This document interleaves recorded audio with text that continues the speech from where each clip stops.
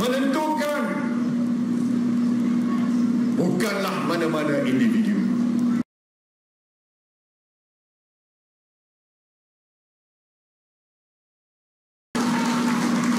Boleh saya dengar suara rakyat Sabah? Rakyat Sabah tetap sokong! Sokong! Sokong! Ini barangkali 40,000 yang berhimpun. Tadi saya di Kota Belud, berapa ribu lagi? Banyak tempat lagi.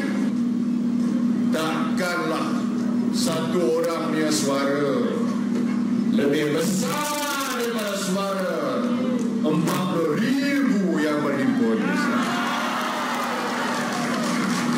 Takkan suara seorang boleh mengatasi suara rakyat yang telah memberi mandat pada kita.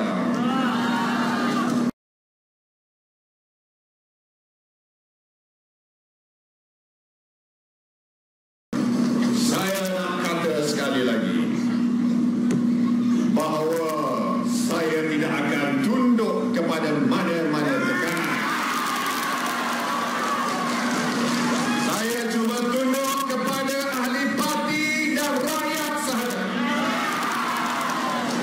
Selagi ahli parti sokong saya, selagi rakyat memberi kepercayaan, saya tetap teruskan perjuangan saya. Pemimpin melalui ujian. Saya melalui ujian. Dr. Mahathir 22 tahun jadi Perdana Menteri, lagi banyak ujian dia.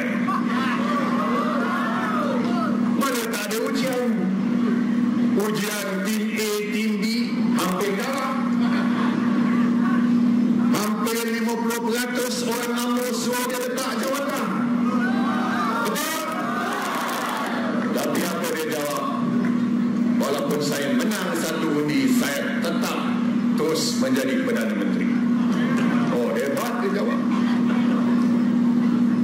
87. Saya di antara orang yang menyokong dia. Dia kekal jadi Perdana Menteri. Sebab apa?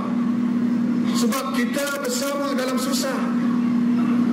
Bila dalam susah kita beri sokongan, dia kekal. Kalau kita tak sokong pemimpin menghadapi ujian, Dr. Mahathir tak boleh kekal 22 tahun jadi Perdana Menteri. Jadi janganlah lupa, waktu dia jadi Perdana Menteri, kita sokong dia penuh. Sekarang dia tak jadi Perdana Menteri,